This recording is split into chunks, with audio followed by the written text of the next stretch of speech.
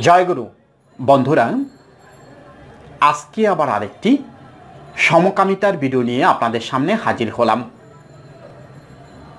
এখন কেন এই ভিডিওগুলো কন্টিনিউ করতেছি, অর্থাৎ কেন এই সমকামিতার ভিডিওগুলো কন্টিনিউ করতেছি, এর অবশ্যই একটি কারণ আছে। এমন একটি গোপন বিষয়, যে বিষয়টা হুট করে বোঝা যায় না। যৌন সমস্যার জন্য আমাদের কাছে যে কলগুলো আসে, বিশেষ করে উত্থানজনিত সমস্যার জন্য যে কলগুলো আসে, তখন তাদের সাথে যখন আমরা কথা বলি তখন সেখানে একটি মেসেজ চলে আসে,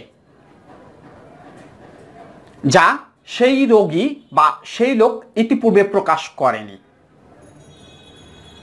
হঠাৎ করেই একটিবার বলে ফেলে যে স্যার, আসলে কি মেয়েদের কাছে গেলে আমার উত্থানই হয় না,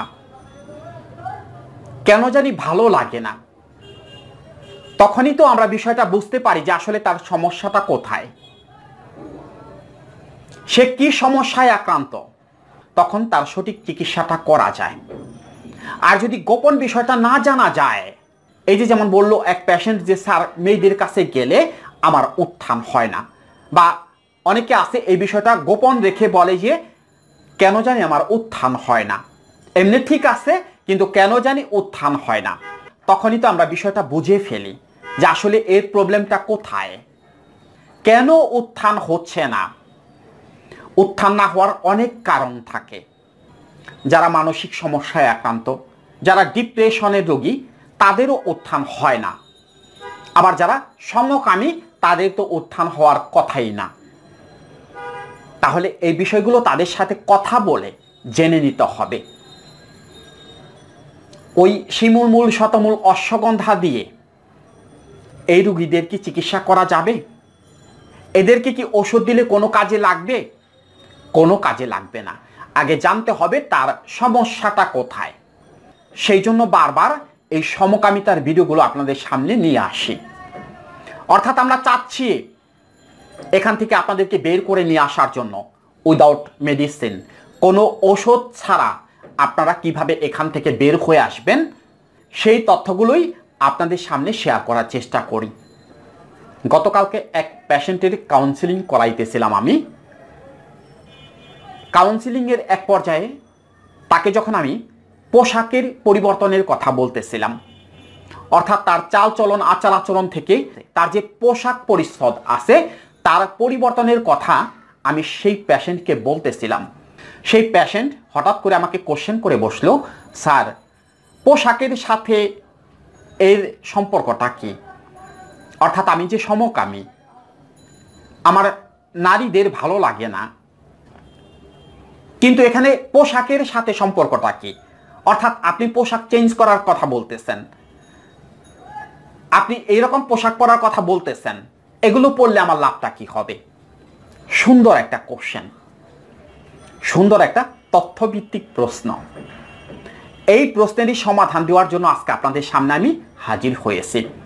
আজকের ভিডিওতে অনেক তথ্য থাকবে। যারা সমকামী, অর্থাৎ আমার সমকামী বন্ধুরা, আজকে ভিডিওটি মনোযোগ দিয়ে দেখার চেষ্টা করুন। একটি তথ্য আপনাদের মধ্যে শেয়ার করি।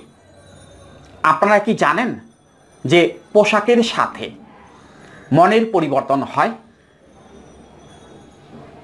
পোশাক পরিচ্ছদ মনের উপর প্রভাব বিস্তার করে, এই বিষয়টা কি আপনারা জানেন?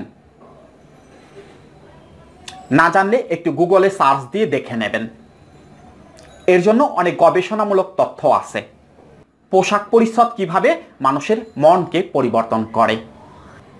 যারা সমকামী, সমকামীদের দুটো সাইড আছে, অ্যাক্টিভ এবং প্যাসিভ। অ্যাক্টিভ সক্রিয়, প্যাসিভ নিষ্ক্রিয়। এই নিষ্ক্রিয় সমকামী যারা আছে, অর্থাৎ যারা প্যাসিভ সমকামী, তাদের পোশাক পরিচ্ছদ হাঁটা চলা দেখলেই বোঝা যায় যে এই সমকামী। এর মধ্যে সমস্যা আছে। দৈহিক যে সমস্যা থাকে সেটা থাকে হরমোনজনিত প্রবলেমের কারণে। অর্থাৎ তাদের মধ্যে যখন এস্ট্রোজেন হরমোনের পরিমাণটা বেড়ে যায়, তখন তাদের দৈহিক পরিবর্তন হয়, চালচলনের পরিবর্তন হয়। কিন্তু পোশাক পরিচ্ছদ, এগুলোর জন্য তারা কি করে, অর্থাৎ তারা এমন কিছু পোশাক পরে যে পোশাকগুলো দেখলেই তাদেরকে বোঝা যায় তারা অ্যাগ্রেসিভ পোশাক খুব কম পরে বা পছন্দ করে না। তারা এমন পোশাক পছন্দ করে যেগুলো একটু মেয়েলি টাইপের পোশাক। এখানে কিন্তু একটা বিষয় রয়ে গেছে, ক্যাজুয়াল আর ফর্মাল। যারা ক্যাজুয়াল পরেন তাদের কথা আলাদা, যারা ফর্মাল পরেন তাদের কথাও আলাদা। কারণ যারা অফিস করে, যারা বড় বড় জব করে, যারা কর্পোরেট অফিসে জব করে তাদেরকে ফর্মাল পোশাক পরতে হয়, সেটা নিয়ম মাফিক পরতে হয়। আর ক্যাজুয়াল পোশাক যারা পরে তারা একটু অ্যাগ্রেসিভ টাইপের থাকে। ক্যাজুয়াল পোশাক যারা পরে তাদেরকে দেখলেই বোঝা যায় যে এদের মধ্যে যথেষ্ট পৌরসত্ব আছে। কিন্তু যারা প্যাসিভ সমকামী তারা কি ধরনের পোশাক পরে, তারা ফর্মালও পরে না, ক্যাজুয়ালও পরে না, মাঝামাঝি কিছু পোশাক থাকে। পাঞ্জাবি টাইপের কিছু পোশাক, তারা পাঞ্জাবি পায়জামা পরতে বেশি পছন্দ করে, তারা গোল গলার টি শার্টগুলো বেশি পছন্দ করে, তারা এমন কিছু টি শার্ট পরে বা এমন কিছু শার্ট পরে যেগুলো হাতাটা অনেক উপরে ওঠানো, হাতের নিচের অংশটা দেখা যায়, আর্মের নিচের অংশটা দেখা যায়, সেই জন্য তারা পরে।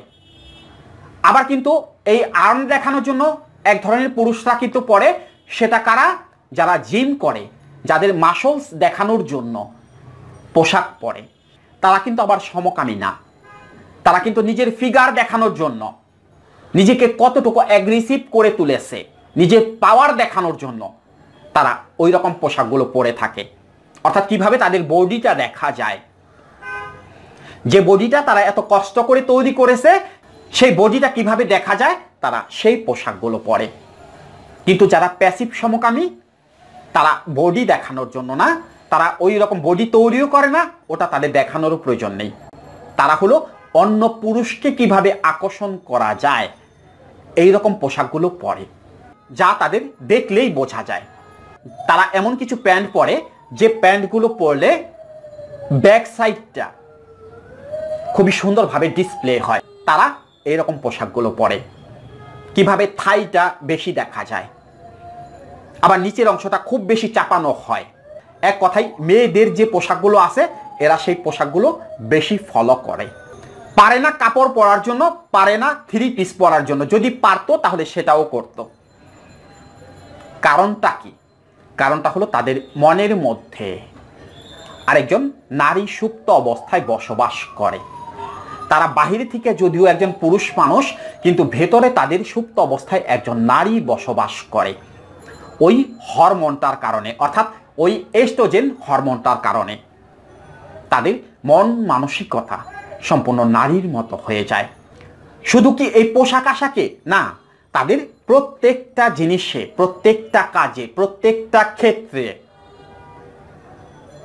নারীদের বিষয়গুলো চলে আসে। নারীরা যা যা পছন্দ করে, যা যা করে, এরাও সেই জিনিসগুলো পছন্দ করে বা করতে থাকে। এরা দেখবেন খুব পরিপাটি হয়ে রাস্তায় বের হয়, সুন্দর একটা পাঞ্জাবি পরবে, তার সাথে ওই যে চুস পায়জামা যেগুলোকে বলা হয় আর কি, সেগুলো পরবে, মুখে স্নো পাউডার মাখবে, ঠোঁটটাকে একটু লাল করে নেবে, এরকম একটা অবস্থা আর কি। তারা কিন্তু ইচ্ছে করে যে রানিং শুগুলো আছে সেগুলো কিন্তু পরতে পারে নিজেকে স্মার্ট রাখার জন্য, কিন্তু তারা সেটা করে না। তারা কি করে, ওই যে চটি স্যান্ডেলগুলো যেগুলো আছে ওগুলো বেশি পরে। অনেকে হয়তো বলবেন যে টাকার কারণে তারা কিনতে পারে না। না না, সেটা না, সেটা মূল কারণ না। তারা আসলে ওগুলো পছন্দই করে। কাজকর্মের ক্ষেত্রেও সেই একই অবস্থা। দেখবেন এরকম পুরুষরা ঘরের কাজগুলো একটু বেশি করে, সাজানো গোছানো থেকে শুরু করে পরিপাটি করার যে জিনিসগুলো আছে এগুলো এরা খুব ভালো পারে। অর্থাৎ যে কাজগুলো মেয়েরা করে এরা সেই কাজগুলো খুব ভালো পারে। ওই যে প্রবলেম একটাই, হরমোনজনিত প্রবলেম, তাদের মনের উপর প্রভাব ফেলে। কিন্তু এগুলো চেঞ্জ করে তারা যদি অ্যাগ্রেসিভ হয় তাহলে কিন্তু তাদের মনের পরিবর্তন হয়। এইরকম পোশাকগুলো পরার কারণে তাদের মন খুব ধীর স্থির শান্ত হয়ে যায়, খুবই নমনীয় হয়ে যায়, অর্থাৎ নারীর মতো মন হয়ে যায়। মন আর কখনো অ্যাগ্রেসিভ হতে পারে না। কিন্তু যদি এগুলো চেঞ্জ করে ব্যতিক্রমী পোশাক আশাক পরা হয়, যেগুলো একজন হিংস্র পুরুষ পরে, যদি সেগুলো ফলো করে সেগুলো পরা হয়, তাহলে তার মনের পরিবর্তন হবে বা হতে বাধ্য। এক কথায় আপনার মনকে যদি প্রভাবিত আপনি করতে চান, আপনি যদি এই পথ থেকে বের হয়ে আসতে চান, আপনাকে দৈহিক গঠনের পরিবর্তন করতে হবে, পোশাক আশাকের পরিবর্তন করতে হবে। সোনো পাউডার মাখা যাবে না। যারা পুরুষ, যাদের পৌরসত্ব আছে, তারা কখনো ওই রকম সোনো পাউডার মাখে না, আয়নায় গিয়ে নিজে কতবার দেখে না। একজন শৌর্যবীর্য পুরুষ কাকে বলে বা তাদেরকে কিভাবে বোঝা যায়? শৌর্যবীর্য পুরুষ কারা? যাদের চুলগুলো এলোমেলো থাকবে, চুলগুলো খুব বেশি পরিপাটি থাকবে না, যাদের মাঝে মধ্যে ঘাম ঝরবে, যাদের শরীর দিয়ে হালকা একটা ঘ্রাণ আসবে, যেটাকে বলা হয় শৌর্যবীর্যের ঘ্রাণ, ওটাকে অনেকে গন্ধ বলে, সেই গন্ধটা একজন পৌরসত্বের কাছ থেকে আসবে। বাঘের মতো, সিংহের মতো তার শরীরের গঠন থাকবে, বাঘের মতো, সিংহের মতো তার শরীরের বিভিন্ন জায়গা থেকে ওরকম তেজস শক্তি বের হবে। কথাবার্তায় অতটা নমনীয় হবে না, একটু অ্যাগ্রেসিভ টাইপের হবে, অর্থাৎ পুরুষ পুরুষের মতো কথা বলবে।